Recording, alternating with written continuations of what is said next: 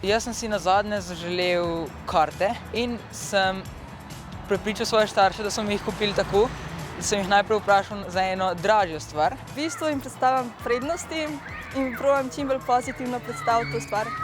Naprimer, kako je ta trenirka mehka, pa glih sem prerasla lansko. In ker so oni rekli za to dražjo stvar ne, so se slabo počutili in sem jih vprašal še za karte, ker so bolj poceni.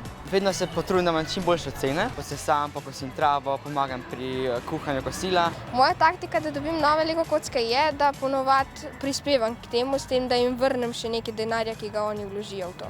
Za telefon sem pa v bistvu tako prepričal, da sem rekel, da ga imajo tudi drugi in da sem že tako star, da ga pač lahko dobim. Pa veliko stvari o tej stvari povem, da jo res rabim, pa da tega še nimam, pa da ima tudi veliko drugih otrok že to stvar, jaz pa ne. Včasih so par stvari, ki jih dejansko ne rabiš in to starši vidijo, ne, ti pa tega ne vidiš, ne.